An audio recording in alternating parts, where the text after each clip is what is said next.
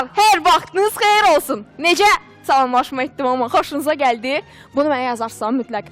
Biz rahatlığı çox sevirik, elə deyilmi? Xüsusən də evimizin rahatlığını. Bizim cəmiyyətdə hətta ev önəmli bir yer tutur. Hətta hamı çalışır ki, onun daimi yaşaya biləcəyi bir evi olsun. Əksər Avropa cəmiyyətlərində isə bu heç də belə deyil. Yəqin bizim ailə institutumuzun təməli məhz belə qoyulub. Evlərdən danışacağıq gənclər, diqqətli olun. Hamıdan öncə Mag Rəhmanın evlərin dizaynı ilə bağlı əla bir sujeti var. Gəlin onu izləyək.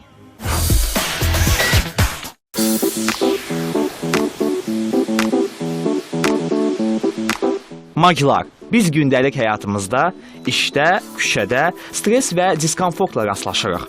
Məişətimizdəki problemlər, yorğunluq, müxtəlif qayğılar dincəlməyə imkan vermir ki, vermir.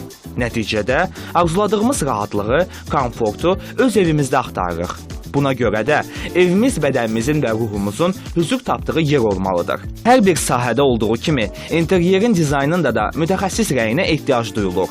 Deyirlər məsləhətli don gen olar. Odur ki, mən Mag Rəhmanda peşəkarların interyer dizaynı sahəsindəki məsləhətlərini sizə çatdırıram ki, eviniz zövqünüzcə olsun. Hazırda mənzil dizaynında klassik, modern, high-tech və art deco üslubu seçilir. Klassik üslub özü də bir neçə hissəyə ayrılır. Ən məşhur və cəhcəlallı baroko üslubu hesab olunur. Onun əsas əlaməti naz-nemət içərisində üzmək, insanın vücudu və ruhu üçün maksimal rahatlıqdır. Baroko üslubunun xüsusiyyətlərindən biri də məkan illüziyalarıdır.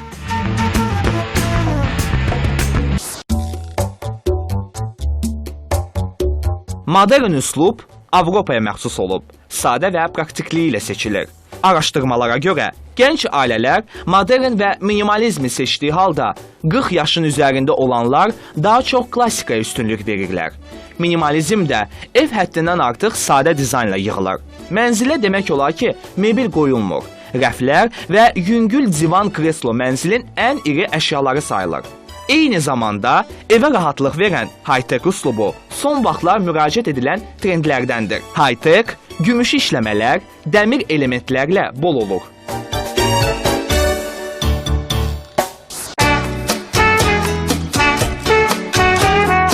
Art deco üslubu da interyer dizaynında məşhur stillərdəndir. Amma bu üslub çox bahalı və eksklüzivdir. Burada əsas yeri dizayner sənəti, yüksək keyfiyyətli materiallar və qeyri-adi naxışlar tutur. Lüks və sərvət dedikdə məhz art deco anlayışı yada düşür. O, məşhurluğunu Amerika Birləşmiş Ştatları və Avropada qazanıb. Art deco zəriflik və monumentallıq təcəssümüdür.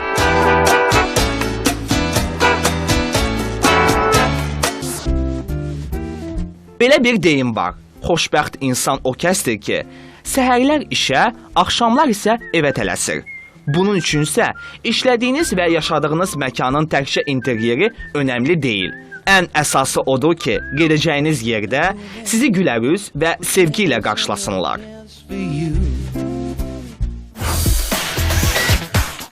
Vətən torpağı hər şeydən əzizdir. O bizim həm evimiz, həm üzərimizdəki dam örtüyümüz, həm də son mənzilimizdir. Elə məhz bu səbəbdən də vətən uğrunda ölümdən belə çəkinmirik. Növbədə milli qəhrəmanlarımızı tanımaqdır. Diqqətiniz bizdə olsun.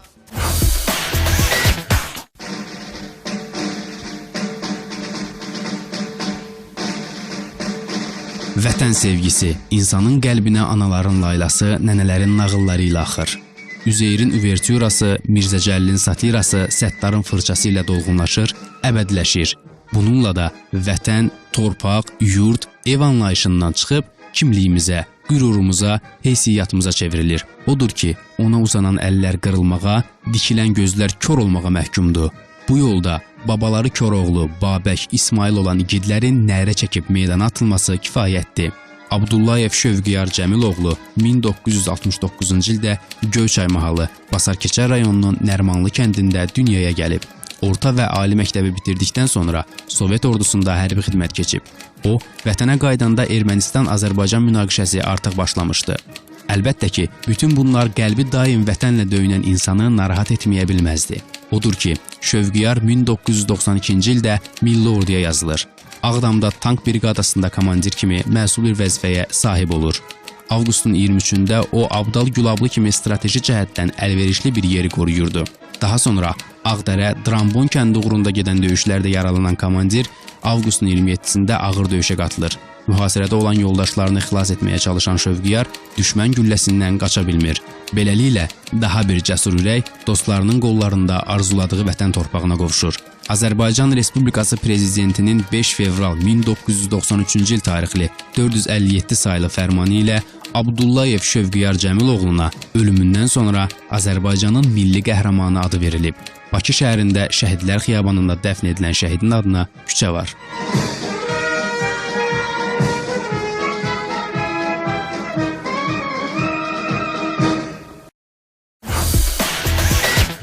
İndi isə qonaqlarımı dəvət edəcəm. 2 qonağımız olacaq. İlk qonağımız Azərbaycan Opera və Balet Teatrının solisti, eyni zamanda Azərbaycan Radio və Televiziyasının solisti İlahə Əfəndiyeva. Buyurun İlahə xanım.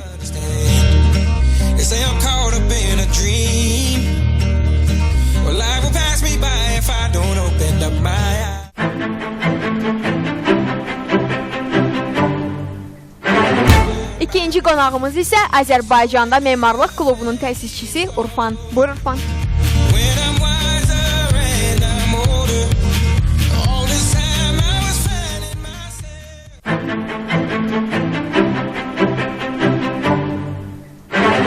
İlahə xanım və Urfan bəy, xoş gəlmisiniz Maqın studiyasına. Necəsiniz, özünüzü necə hiss edirsiniz? Sağ olun, əla. Sağ olun. Həmişə əla hiss edin. İlahə xanım, sizin elə bu yaxınlarda görüşmüşdük Azərbaycan Opera və Balet Teatrında. Köroğlu tamaşasında Nigar rolunu canlandırmışdınız. Çox əla canlandırmışdınız, hətta 11-ci dəfə bu rolu Yox, 11-ci dəfə yox, 11-ci ildir artıq. 11-ci ildir artıq. Bəli, 11-ci ildir ki, mən Opera Balet Teatrında məhz bu obrazı səhnədə ifa edirəm. Onu da demək istərdim ki, mən bunu hər ildə qeyd edirəm. Mən məhz Opera Teatrının dəvət alanda məhz bu obrazla gəlmişəm. Yəni, Nigar partiyası obrazı mənim debyutum olub. Çox əla. İstərdim ki, mövzumuzu bir daha sizə xatırlatmaydım ki, mövzumuz evləri var xana-xanadır. Yəni, evlərdən danışacağıq. İlk olaraq sizin ev barədə fikrinizi almaq istərdim. Yəni, ev məfhumu sizin üçün nədir? Çox maraqlı bir sualdır. Onu demək istəyirəm ki, bilirsiniz, ən əsas mən şəxsən özümdən deyə bilərəm ki, biz sənət adamları, səhnə adamları üçün ev mövzusu biraz rahatçılıqla bağlıdır. Çünki biz hər zaman səhnədə oluruq və işdə oluruq. Çox gərgin iş prosesindən sonra hər zaman biz axşamlar ya evə qayıtdıqdan sonra rahatlıq axtarırıq və çalışırıq ki, evdə rahat bir yer olsun ki, o yerdə biz məhz yorğunluğumuzu çıxarda bilək. Öz şəxsi eviniz var İlahə xanım? Yox, şəxsi evim yoxdur.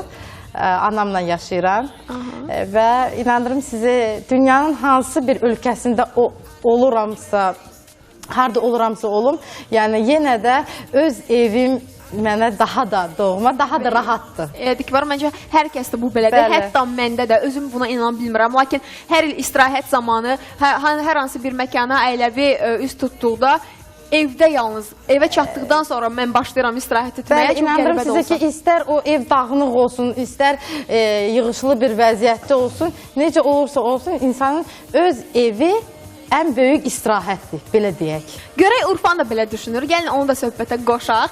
Urfan, ilk öncə özünü daha yaxından tanıt gənclərə, bizi izləyənlərə. Sonra isə ev məfhumunun sənin üçün nə olduğunu, hansı mənaya gəldiyini bizə izah et. Memaram. Təhsilimi Azərbaycanda almışam, Rəssam Akademiyasına. Daha sonra təhsilimi davam etdirmək üçün İtaliyada magistratura təhsili almışam. Hal-hazırda memarlıq üzrə fəaliyyət göstərəm, işləyirəm. Bundan əlavə 2010-cu ildən etibarən Azərbaycanın ilk memarlıq bloqunu yaratdım və orada məqalələr yazıram.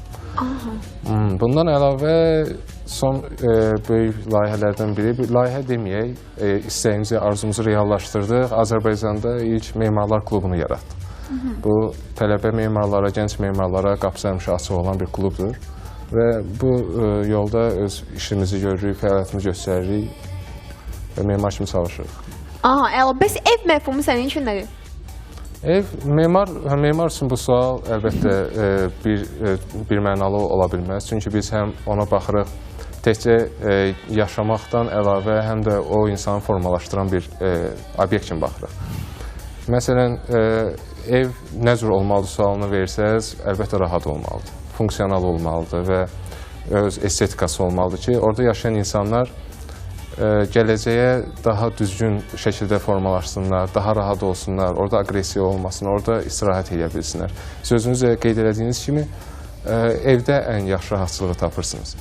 Memarda da belə bir imkan var ki, o evi daha da yaxşı eləsin, daha da düzgün şəkildə qursun və bu da sonda gətirir ki, bir növ memar cəmiyyəti harası formalaşdırmağa istiqamətləndirir. Bu, əlbəttə ki, evdən başlayır. Aha, madam ki, professionallıq cəhətdən söhbət açdıq, sizə elə təqdim etdik, o zaman bu sualıma cavab verin. Ümumiyyətlə, memarlıq cəhətdən hazırda hansı evlər daha çox yayılıb Urfan? Bütün dünyada nə cürdür? Memar öz ixtiyarı ilə layihələndirə bilər və o da nəzərə alır. Bir neçə faktor var. Məsələn, hansı ki, ekoloji cəhətdən düzgündür, estetik cəhətdən düzgündür və bir çox başqa faktorlar cəhətdən düzgündür. Ümumiyyətlə, memarlıq düzgün olmalıdır. İlham aldığın memar kimdir? Dünyadan deyə bilərəm, Louis Barragan var. Çox fərqli memardır və o həmişə motivasiya mənbəyim olub. Azərbaycana isə hal-hazırda da yanında işlədiyim, öyrəndiyim Nəriman İmaməliyev var ki, o dünya səviyyəsində layihələr görür və deyərdim ki, Azərbaycan şəraitinə uyğun və Azərbaycan standartlarına uyğun dünya səviyyəsində memarlıq göstərən bu memarın adını seçmək olar ki, Nəriman İmaməliyev bu yolda öz işlərini görür. Başqa da rəhmətə getmiş memarlarımız var ki, çox adım təəssüflənir ki, heyf ki, onlar yoxdur indi. Biz onlardan öyrənək, baxaq. Çox gözəl. Urfandan bir memar kimi fikirlərini aldıq. İlahə xanımdan da onun xəyalları ilə bağlı, hansı ki, mənim çox maraqlı suallarım olacaq və məni maraqlandıran cavabları var qonaqlarımdan. Amma hər şeydən öncə sizdən gözəl bir ifa istərdik ki, nə ifa edəcəksiniz? Böyük məmnuniyyətlə. Nə istəsəniz, onu da ifa edərəm. Amma istərdim, məhz mövzumuz evlərdən düşübsə, elə bir xalq mahnısı var. Evləri xana-xana. Elə bizim mövzumuzun adı da məsələdir. Bəli, evləri var xana-xana. İstərdim o mahnını, xalq mahnımızı, belə deyək, simfonik orkestrin müşayiəti ilə dinləyək. Vav deyərəm. Buyurun.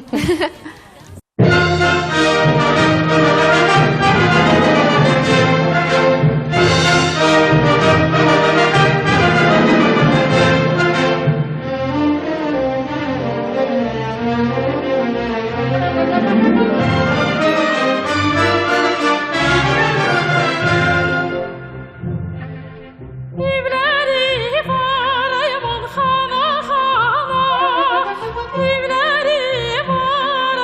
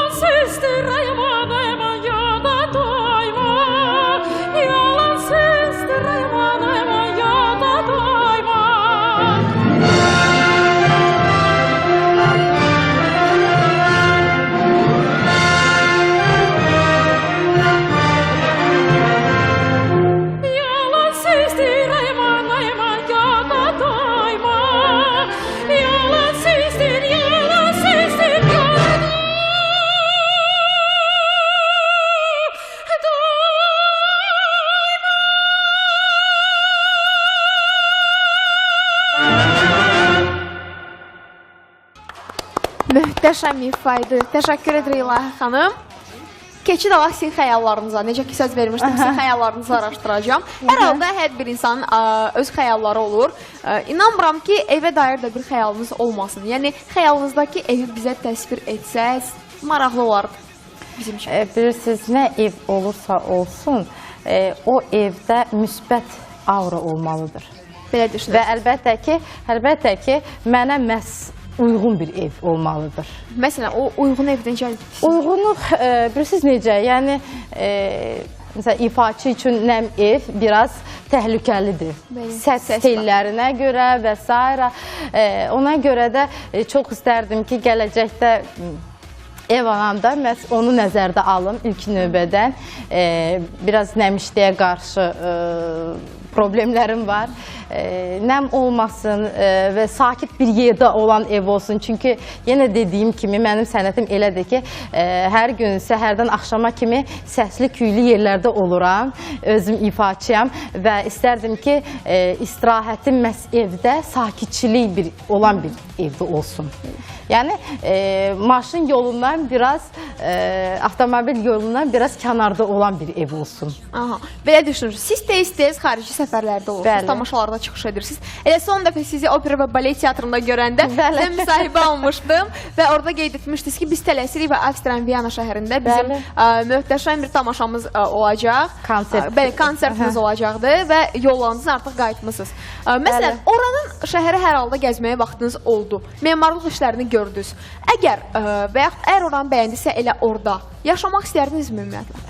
Bilirsiniz, mən aslında hər zaman oranın, Viyananın gözəlliyindən heyranlıqla danışıram və bilirsiniz, baxmayaraq ki, çox yeni bir tikilişlərlə bərabər məhz o şəhər öz köhnə arxitekturasını qoruyub saxlayır və onunla o şəhər öz gözəlliyini turistlərə mi, insanlara mı təqdim edir. Və əlbəttə ki, onunla da o məşhurdur. Biz bilirik ki, Avstriya Mozart ölkəsidir, Strauss ölkəsidir və əlbəttə ki, o ölkəyə gedəndə o abu-hava və o bəstəkarların dəsti xətti, həyat tərzi, ümumiyyətcə həyatları bilinir o şəhərdə. Bu böyük bir şərtlərdir. Küçələr boyunca həmin o bəstəkarların paltarlarında bəzədilmiş manekenlər və inandırım sizə ki, küçələrdə o səslənən musiqi sədaları, Strauss'un valsları, hər mağazinə girdikdə o Strauss'un o valsları səslənirdi. Artıq yenə dediyim kimi bilməyən adam da orada bilər, məlumat ala bilər. Yəni klassika şəhəridir. Bəli. Elə klassikadan söz düşmüşkən, Urfan, İlahi xanım az öncə arxitekturaya toxundu.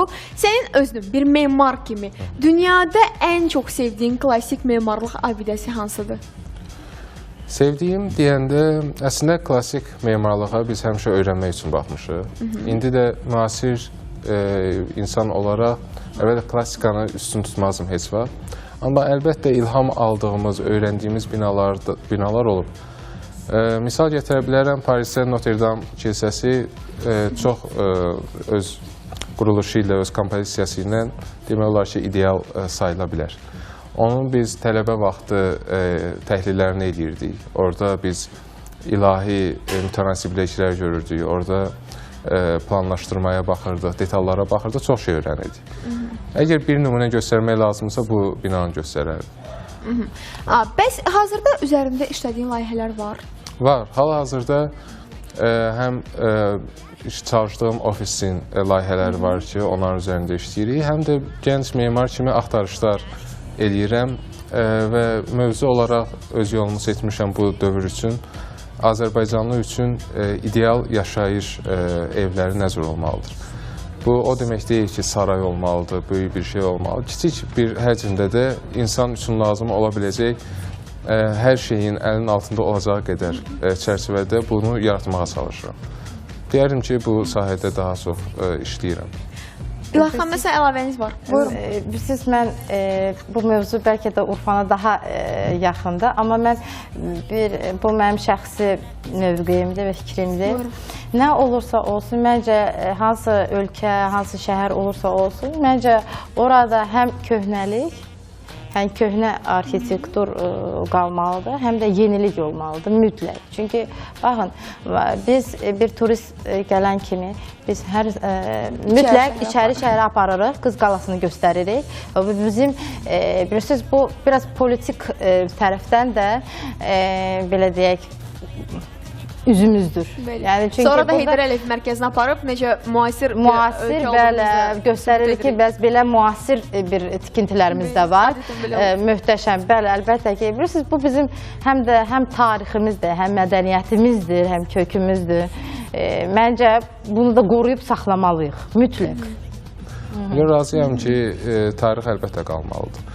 Və kontrast olaraq müasir memarlıqda özünü göstərməlidir. Çünki həyat şərtləri, hər şey dəyişib və müasir memarlıq da olmalıdır. Amma paralel əlbəttə tarixi saxlamaq vacibdir. Bəli, biz də bunu təbii ki, əleyhinə deyilik. Sizinlə çox razıyıq. Eyni düşünürük. Mən düşünürəm ki, bizi izləyənlər də hazırda bizim fikirlərimizlə razıdırlar. Nə qədər müddətdən sonra sən də artıq ideala yaxın bir işlər təqdim edəcəksən, məhz ölkəmizdə? Bilirsiniz, memarın belə bir sahədir ki, memar heç vaxt təqaüdə çıxmır və ömrünün axırına qədər işləyir.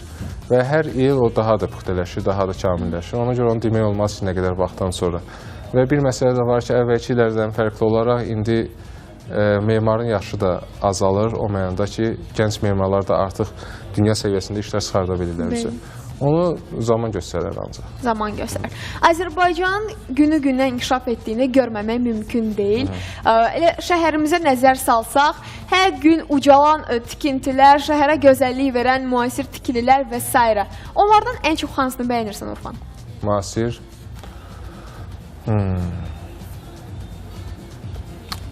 Səni düşünmək üçün vaxt veririk və bu sualı İlahi xanıma ünvanlayıram. Azərbaycanda tikilən hazırda müasir tikililərdən ən çox hansını bəyənirsiniz? Nə çətin sualdır bu. Məsələn, nəzər salsaq, Kristal Hall var. Elə ən son qeyd etdiyimiz Heydər Əliyev, Clermont var bizdə, Alov gülləsi. Bəli. Mən axırıncı dəfə elə olmuşam Kristal Hallda, konsert oxumuşam orada, ifa eləmişəm. Çox bəyənmişəm. Sonra Milli Gimnastika Arenası bu yaxalarda istifadəyə verildi. Sualınızın cavabını deyə bilərəm, hal-hazırda tikintisi gedən Azərbaycanda keçirəcək Avropa oyunları, 2015-ci il Avropa oyunları üçün tikilən stadion layihəsi var. Həmin o gimnastika stadiona yaxın yerdədir. O, düzdür, detalları bilmirəm, içində olmamışam və s. Amma kənardan daha çox düzgün iş kimi cəlb edir. Onu nümunə deyə bilərəm. Bəs dənizkənarı bulvarımızı bəyənirsiniz? Orada ən xoşuma gələn hissə dənizə yaxınlaşmaq, ona toxunmaq olur. Bu əvvəl yox idi. O, haradasa çərçivədən, kənardan baxırdım bu dənizə. İndi isə toxuna bilirsən, yanında otura bilirsən, bu hissəsi çox xoşuma gəlir. Çünki bu, dünya təcrübəsində də görsənmiş, olmuş, çox maraqlı məkandır. Urfan, hazırda Memarlıq və İnşaat Universitetində təhsil alan tələbələr olduqca çoxdur. Amma onların hər biri memar olmur, deyil, bəlkə də heç olmayacaqdır. Bu ixtisasını davam etdirməyəcək. Amma olmaq istəyənlər var. Təbii ki də profesional memar kimi karyerasını davam etdirmək istəyənlər də az deyil. Onlara nə demək istərdin efir vasitəsilə? Siz dediyiniz kimi, hər universitetdə oxuyan tələbə memar olmur. Bu normaldır. Çünki hər 100 nəfər tələbədən 1 nəfər memar çıxsa, o əslində böyük göstəricidir və belə də olmalıdır. Oxumaq istəyən, işləmək istəyən, böyük memar olmaq istəyən tələbələr isə ancaq bir məsləhət verə bilərəm ki, harada oxumaqlarına asılı olmayaraq, gecə-gündüz öz üzərlərində işləsinlər və fanat olsunlar. Bu işin fanatı olması var, onlardan yaxşı memar heç vaxt çıxır. Sən fanat olmuşdun deyəsən. Hə, çünki o qədər ağır sahədir ki, onun o qədər detallar, dərinlikləri var ki, onun fanatı olmasa ona dözə bilmərsin. İlahi xanım, Urfan az öncə öz sahəsini davam etdirmək istəyən gənclərə son sözünü dedi, MAQ vasitəsilə təbii ki. Və siz, sizin sahəni davam etdirmək gənclərə nə demək istərdiniz? MAQ vasitəsilə. Məhz tələbələrə, gənclərə bu ağır yolda, amma çox gözəl yolda, belə deyim, çox mürəkkəb sənətdə, mən əsl sənəti nəzərdə tuturam. Ancaq uğurlar, səbir və yalnız onu deyirəm ki, ürəkdən istəmək lazımdır. Və heç bir çətinliyə baxmayaraq məqsəd qoymaq lazımdır. Əgər məqsəd varsa, mən yenə də inandırırım sizi, əgər məqsəd varsa, vallahi heç bir maneçilik qabağını kəsməyəcək o istəyin. Təşəkkür edirik gəldiyiniz üçün. Sizə müvəffəqiyyətlər və uğurlar arzulayırıq. Gələcək fəaliyyətinizdə qazandığınız uğurları yenidən Maqda bizimlə bölüşmək ümidi ilə sizdən ayrılırıq. Lakin təbii ki də ən sonda İlahi xanımdan bir ifa alacağıq. Hansı ifadır o, İlahi xanım? Siz bu belə deyək də biraz xarici bir mahnıdır. La Vox. Ayalılar. Bəli, istərdim onu yarı İngilizcə, yarı Fransızca ifa etmişəm. İstərdim ki ifa edəm. Çox maraqlı olacaq. Yeni bir ifadə. Yəni yeni bəli lent aldırmışam. Mən isə bugün Maq vasitəsilə son sözlərimə yalnız bunlara əlavə edə bilərəm ki, dəyərlərimizi qoruyaq. Nə olursa olsun, o bizim üçün doğmadır. Gününüzün qalanı xoş keçsin, pozitiv qalın. Təbii ki də İlahi xanımın mahnısı ilə evdə rəqs etməyi unutmursunuz. Bugün isə bu qədər. Hələlik.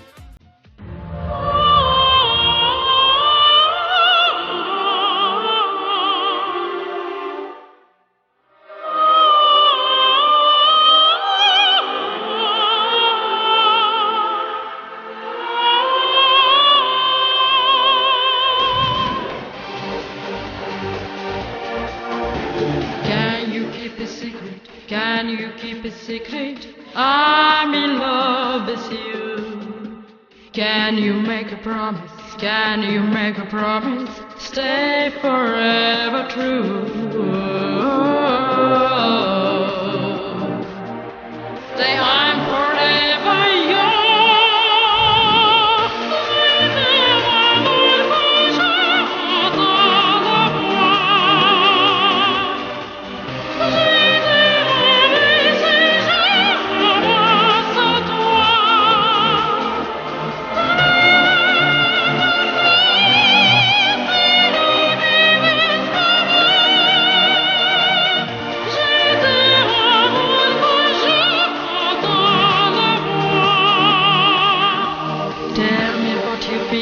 Tell me what you're feeling, I just wanna know. Tell me what you're dreaming, tell them what you're dreaming, let your feelings show. Oh.